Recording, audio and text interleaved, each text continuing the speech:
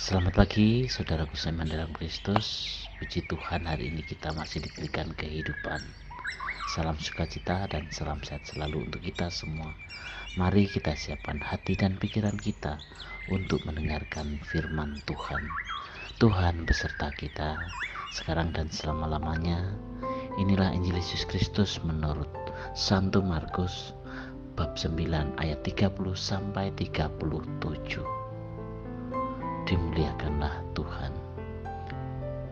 Yesus dan murid-muridnya berangkat dari situ dan melewati Galilea, dan Yesus tidak mau hal itu diketahui orang. Sebab ia sedang mengajar murid-muridnya, ia berkata kepada mereka, Anak manusia akan diserahkan ke dalam tangan manusia, dan mereka akan membunuh dia, dan 3 hari sesudah ia dibunuh, ia akan bangkit. Mereka tidak mengerti perkataan itu, namun segan menanyakannya kepadanya. Kemudian tibalah Yesus dan murid-muridnya di Kapernaum. Ketika Yesus sudah di rumah, ia bertanya kepada murid-muridnya, "Apa yang kamu perbincangkan tadi di tengah jalan?" Tetapi mereka diam, sebab di tengah jalan tadi mereka mempertengkarkan siapa yang terbesar di antara mereka. Lalu Yesus duduk dan memanggil ke-12 murid itu. Katanya kepada mereka, "Jika seseorang ingin menjadi yang terdahulu, hendaklah ia menjadi yang terakhir dari semuanya dan pelayan dari semuanya." Maka Yesus mengambil seorang anak kecil dan menempatkannya di tengah-tengah mereka. Kemudian ia memeluk anak itu dan berkata kepada mereka, "Barang siapa menyambut seorang anak seperti ini dalam namaku, ia menyambut aku. Dan barang siapa menyambut aku, bukan aku yang disambutnya, tetapi dia yang mengutus aku." Demikianlah sabda Tuhan. Terpujilah Kristus. Selamat pagi para sahabatku, sahabat suara hati, rekan muda, para setelamarian, dan pendengar dimanapun Anda berada. Fenomena akhir-akhir ini seringkali orang ingin menunjukkan jati dirinya, ingin menunjukkan supaya ia menjadi pusat perhatian bagi banyak orang.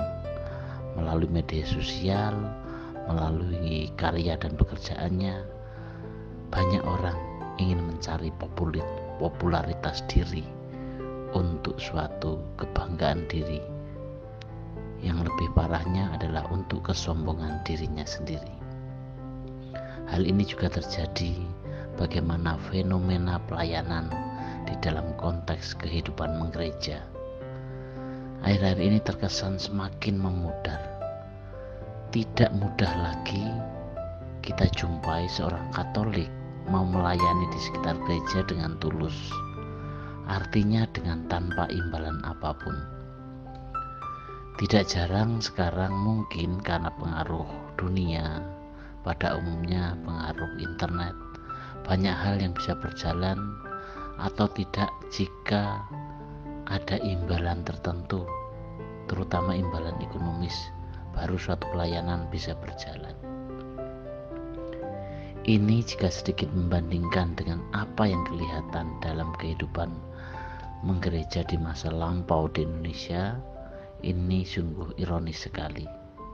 Tidak sedikit tokoh gereja, mungkin katekis misalnya, yang sungguh-sungguh melayani tanpa banyak perhitungan berkaitan dengan hasil ekonomis yang akan ia dapatkan. Mungkin bahkan agak miris, tidak sedikit dari mereka yang sudah sedemikian total untuk melayani, pada akhirnya nampak seperti terlupakan, terabaikan, tidak kelihatan dan tidak dianggap. Para sahabatku, sahabat suara hati, rekan muda, dan para pendengar dimanapun Anda berada, hari ini Yesus mengingatkan kita semua untuk kembali ingat tentang nilai luhur dari abadi tentang melayani. Perlombaan untuk menjadi siapa yang lebih hebat dan berkuasa menjadi fenomena umum di masyarakat sejak zaman Yesus sampai sekarang ini. Dalam sejarah kita bisa belajar bagaimana banyak tokoh dunia yang begitu terkenal, tetapi karena kekuasaannya, bukan karena hasil pelayanannya. Tidak sedikit orang yang menjadi begitu nyaman dengan jabatannya, dengan posisinya, dengan statusnya, dengan kedijayaannya, tanpa peduli bagaimana cara mendapatkannya. Hal ini juga menjadi suatu pergulatan dalam diri para murid Yesus. Siapa yang terbesar di antara mereka? Tetapi justru Yesus mengajak yang sebaliknya. Melihat kembali kebesaran seseorang itu karena ia mempunyai nilai yang lebih tinggi. Karena situasi zaman kita seperti kehilangan roh dalam pelayanan. Kita kekurangan makna tentang indahnya pelayanan. Kecenderungan kita sekarang ini yang terjadi adalah apa yang bisa saya dapatkan, bukan berjuang untuk semangat apa yang saya bisa berikan untuk gereja, untuk pelayanan, untuk orang-orang di sekitar kita. Salah satu hal yang bisa mungkin terjadi, mengapa sampai pada fenomena yang demikian? Ini karena disebabkan oleh pengertian atau pemahaman yang kurang penuh tentang makna melayani.